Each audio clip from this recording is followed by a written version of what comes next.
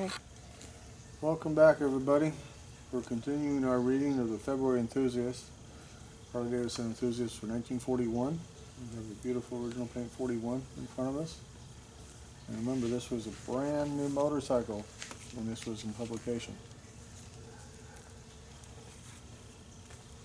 We're going to read this story here, called Distance Highways by Charles Edwards. So we'll look at the photos first, and then we'll begin reading. Detroit Police Field Day. Thrilling stunts by officers mounted on their Harley Davidsons helped make the 1940 Field Day, Detroit, Michigan Police Department, a great success. They're doing various stunts. This here is quite a feat. It's hard enough to do this when you're not rolling on a motorcycle. This is impressive. We got another amazing feat here. Right. Look. These boys are Not too high. Lowered. quite skilled. Let's see. And we've got upper left, Miss Charles Edwards rests along the switchback trail leading down into Carlsbad Caverns. Right here. Upper right, the traveler snapped as an observation station on the rim of Grand Canyon. Right there. And circle, Miss Edwards picks a sweet, juicy orange in California for her breakfast. Now, at this time, California had not gone on a massive campaign telling everybody how nice it was here in the winter. So to see somebody in non-winterish clothes eating oranges in the winter was wow to the rest of the country. One morning, early in June, my wife and I rolled away from our home in Conway, Arkansas, a prosperous little city of 7,000 in the center of the state. For 2 years we had dreamed of touring over distant highways, seeing strange sights and new places. At last we were on our way. Our iron steed lengthened its stride as we left Conway behind. This clear, throbbing song of power burst upon the morning air with a note of eagerness. It, too, was impatient to be on its way, exploring new roads. We crossed into Texas at Texarkana and continued our journey to Pecos and then north to New Mexico. Enthusiast readers can easily guess where we were heading, to Carlsbad Caverns, of course, and we made our way along the rock-faced foothills of the rugged Guadalupe Mountains, the direction of the huge yawning hole. Shivers of anticipation ran through us. In company with other tourists, we began the slow journey back and forth along the steep switchback trail into the lower regions of Mother Earth. Down, down we descended 300, 400, 500 feet. And still we continued until we had reached the 750-foot level. A loud feeling of uneasiness came over us. Never did we yearn so much for sunshine and the outdoors, yet the fascination of this enchanting underworld lured us ever onward. Although there were a total of 7 miles of trails open to visitors, the complete size of Carlsbad Caverns remains unknown. Further mileage is continually being conquered. No one knows how far the caverns extend into the Guadalupe Mountains. As we walked along, we witnessed a remarkable scene of ever-changing color and splendor. Concealed lights played upon ceilings hundreds of feet above us, or into pits hundreds of feet deep. We stood amazed before multicolored pillars that nature had taken millions of years to build. The limits of our wonder and amazement reached when we came to the big room, the most impressive of many chambers in the caverns. It is nearly 4,000 feet long, 625 feet wide. In one place, the ceiling is 350 feet from the floor. Stalactites and stalagmites are everywhere in varying size from sliver-like needles to huge grotesque shapes. Throughout the entire caverns, the temperature remains a constant 56 degrees Fahrenheit. This wonderful trip begins at 10:30 a.m. each day and requires about 5 hours to complete. Naturally, we were dazed and bewildered by it all when we last ascended to the surface in late afternoon. It was with real regret that we left this wonderful land behind. We headed for Albuquerque. Along the way, we encountered 2 dust storms. Not long after, we crossed the Continental Divide. We passed Arizona and ran into plenty of famous Arizona sunshine. The first wonder we saw in this state was the Painted Desert, the most beautiful sight of constantly changing color. The strange region is covered with hills, knolls, rocks, and sand formations of many brilliant shades of red, blue, pink, vermilion, and buff. Our next stop was a petrified forest. We had heard so much about these stone trees that this stop was indeed one of the highlights of our trip. There were countless chunks of stone trees scattered all over the region, a regular graveyard of dead trees. A short drive northwest on US 66 brought us to Meteor Crater, a huge crater in the ground 4,000 feet wide and 500 feet deep, formed by a giant meteorite hurled earthward 2,000 years ago. What a celestial bomb that must have been. We stood on its rim and tried to imagine the size and speed with which this giant mass of metal hit the earth. The next day we made our way from point to point along the rim of the Grand Canyon. We feasted our eyes on many magnificent views of this wonderful work of nature. Thousands of feet below, the raging Colorado River continued its never-ceasing erosion.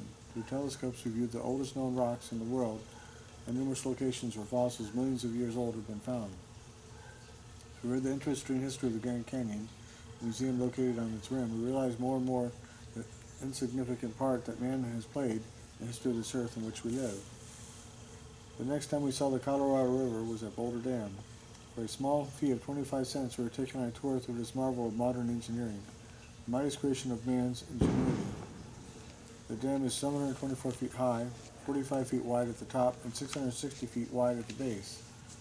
US Highway 93 runs along the top of Boulder Dam, connecting Arizona and Nevada. The view is breathtaking from the top of the dam. The body of water formed by the dam has been named Lake Mead and stretches back through the Rocky Gorge for 125 miles. Here's the picture here of Arthur Edwards nonchalantly sits on the brink of Meteor Crater in Arizona. This huge hole is 4,000 feet wide and 500 feet deep. It's right here.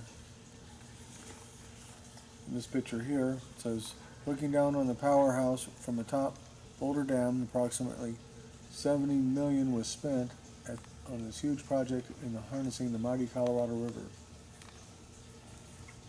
There are plenty of water sports available, such as boating, fishing, swimming, and sailing.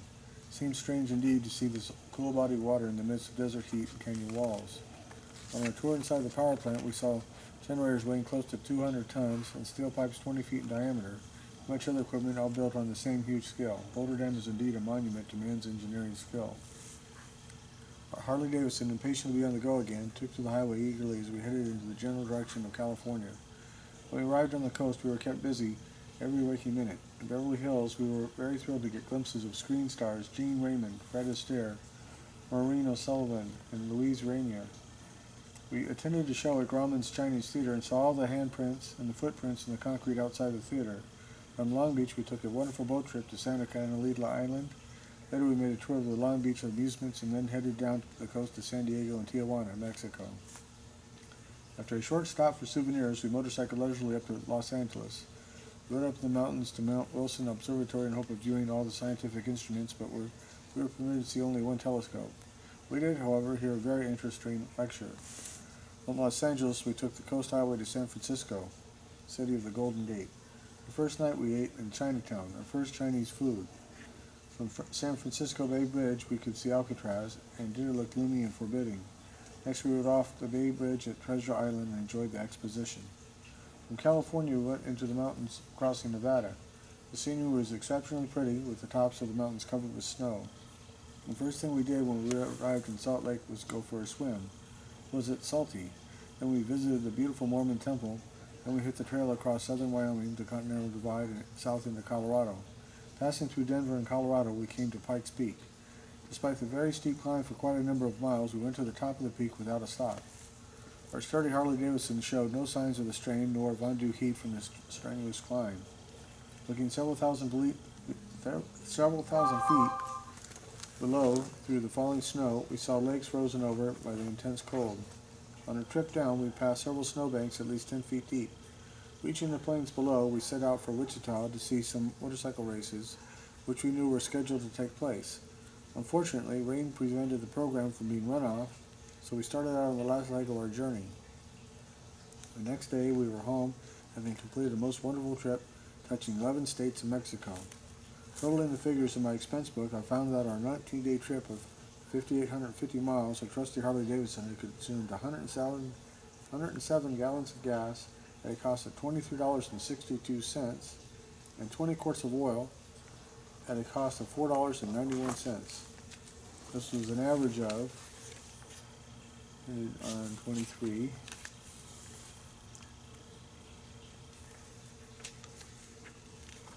54.7 miles to the gallon of gas, and an average of slightly less than 1,200 miles to the gallon of oil. We had 4 flats on the rear wheel, but the motor hummed as merrily on the last homeward mile as on the day we started out. All told, our expenses were less than $100, and that's even more economical than we expected. We'll be going on many more vacation trips, and as usual, we'll be traveling the Harley Davidson way. Arthur Edwards of Distant Highways is shown below Mount Wilson Observatory. On the right is a Harley Davidson with California snow-covered mountains in the background. And this is them here. Let me see. Oh, no, wait. Turn the book over this way. Right there. Okay. And I can't make it out for Right sure. there.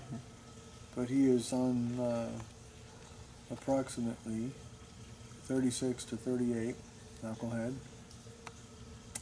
Definitely a knuckle, a flathead, but I can't tell for sure what year. Oh, or excuse me, wait a minute, I stand corrected. It is a flathead. Here's the air cleaner right here under the tail. So I stand corrected. It is a flathead. I can't tell the year. It's hard to tell with these small pictures and old eyes. So there we go. That's what he was riding. Yep, here's another picture of the air cleaner here. So definitely a big twin flathead. I can't tell for sure, so that makes it a 37 or 38 for this paint scheme. I'm going to say probably a 38. Looks like he's got striping here in the back. I still can't quite make it out.